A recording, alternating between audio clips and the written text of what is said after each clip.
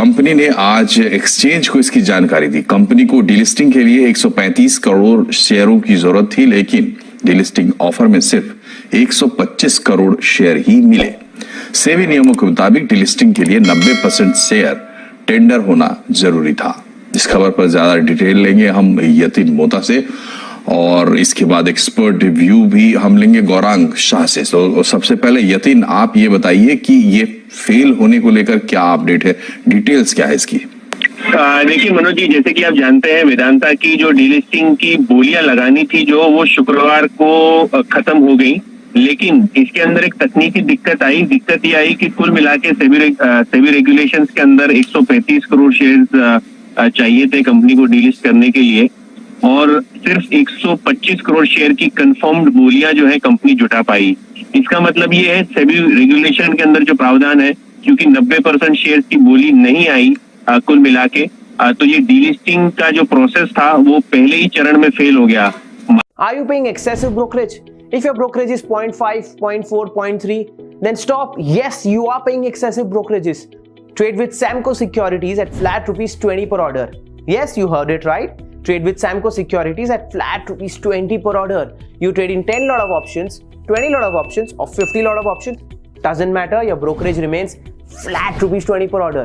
Click on the link to register. Account opening is absolutely free online and takes less than 5 minutes. Remember, brokerage is flat rupees 20 per order.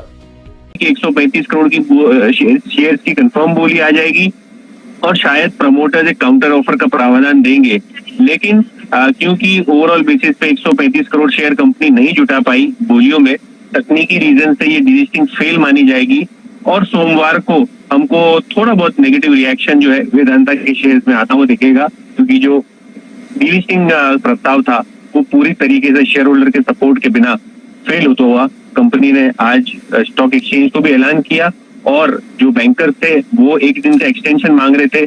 हमको सूत्र ये बता रहे हैं कि वो सेबी से अप्रूवल ही नहीं आया, जिसके कारण सारा का सारा प्रोसेस जो है धरा का धरा रह गया, और माइनॉरिटी इन्वेस्टर्स जो टेंडर नहीं कर पाए उनको एक मौका नहीं मिल पाया, जिससे ये सारा का सारा प्रोसेस जो है डीलिस्टिंग का फेल हो गया। तो यतिन, आप कह रहे कि टेक्निकली तो ये फेल हो गया, तो अब दो सवाल है कि आगे कंपनी के पास क्या विकल्प है, दूसरा ये सवाल इसका जवाब इसी से मिलेगा कि अभी क्या कुछ गलतियां हुई हैं? देखिए मनोज जी, जो गलतियों का आपका दूसरा प्रश्न है इसको पहले मैं आंसर करूंगा, क्योंकि जो फ्राइडे को मार्केट आवर्स में हमने ये देखा कि लगभग 135-136 करोड़ शेयर की बोलियां आ गई थी, लेकिन जो सेबी का रेगुलेशन कहता है कंफर्म बिड, वो कंफर्म बिड आनी चाहिए थी। अभी हमको ये बताया जा रहा है इन्वेस्टमेंट बैंकिंग सोर्सेज से कि ये तकनीकी दिक्कतें थी, थोड़ा बहुत जो टेक्निकल ग्लिच के वजह से काफी सारी बोलियां कंफर्म नहीं हो पाई, जिसका खामियाजा जो है प्रमोटर्स, कंपनी और शेयर धारकों तीनों को भुगतना पड़ा, और जो टोटल डीलिस्टिंग के प्रोसेस में 135 करोड़ कंपनी को शेयर जुटाने थे वो नहीं आ पाए। और सेबी का रेगुलेशन बहुत क्लियर है, अगर आप 90% शेयर की बोलियां नहीं ला सकते तो पहले ही चरण में डीलिस्टिंग का प्रोसेस जो है बंद करना पड़ेगा, रद्द करना पड़ेगा। दूसरी बात, ये कंपनी के पास क्या विकल्प है? देखिए सेबी रेगुलेशंस के अंदर रिवर्स बुक बिल्डिंग जो है आप एकदम बिल्कुल सही वापस से शुरू नहीं कर सकते। जो एक्सटेंशन देना था सेबी को वो 3:30 की बजाय 7 बजे तक शुक्रवार को दिया गया। मार्केट को उम्मीद ये थी शायद बोलियां वो कंफर्म हो जाए, टेक्निकल ग्लिच सुलझ जाए, वो नहीं होने पे सोमवार तक का एक्सटेंशन मांगा गया, जो कि सेबी ने नहीं दिया हमारे सूत्रों के हिसाब से। खैर कंपनी ने कोई अपने रिलीज में टिप्पणी नहीं की है, एक्सचेंजेस या सेबी ने कोई मामले में टिप्पणी नहीं की है, लेकिन सीधी सी बात है क्योंकि कंपनी ने सारे जो ऑप्शन एक्सप्लोर कर लिए और फाइनली जो रिलीज दिया वो आखिर है। Are you paying excessive brokerage? If your brokerage is 0.5, 0.4, 0.3, then stop. Yes, you are paying excessive brokerages. Trade with Samco Securities at flat rupees 20 per order. Yes, you heard it right. Trade with Samco Securities at flat rupees 20 per order. You trade in 10 lot of options, 20 lot of options, or 50 lot of options. Doesn't matter, your brokerage remains flat rupees 20 per order. Click on the link to register. Account opening is absolutely free online and takes less than 5 minutes. Remember, brokerage is flat rupees 20 per order. Exit offer जो देना था वो दे नहीं पाएगी क्योंकि 90% share आ नहीं पाए, यानी पूरा डीलिस्टिंग प्रोसेस फेल, और सोमवार को शेयर पे जरूर हमको दबाव देखने को मिलेगा मनोज जी। तो हमारे साथ जियोजीत फाइनेंशियल के गौरांग शाह जुड़े हुए हैं। शाह साहब, आपको बहुत बहुत स्वागत है। और आपसे तो सबसे पहला सवाल हमारा यही रहेगा, जहां पर यतिन ने अपनी बात खत्म की, सोमवार को क्या असर दिखेगा? बहुत बहुत धन्यवाद मनोज जी आपका, और आप सभी को शुभ संध्या हमारे तरफ से। तो जाहिर है एक नकारात्मक सा रुझान आपको देखने मिलेगा सोमवार सुबह, जब हम कामकाज के फिर लौट के आएंगे। और कल ही आप ही के चैनल पर मैनेजमेंट और मैनेजमेंट के सलाहकार आकर के टिप्पणियां करके थे कि 90% आ गया है, ऐसा उन्होंने बताया था। अगर मैं गलत हूं तो आप सही कर सकते हैं। अगर आ गया था 90% तो फिर उनको दूसरा ऑफर लाने की कोई जरूरत नहीं थी। तो ये कहीं ना कहीं कुछ खामियाजा नजर आता है, जबकि कल यानी कि शुक्रवार अक्टूबर 9 तारीख को शाम तक आपको टाइम दिया, 3:30 से 7 बजे तक का टाइम एक्सटेंड किया गया।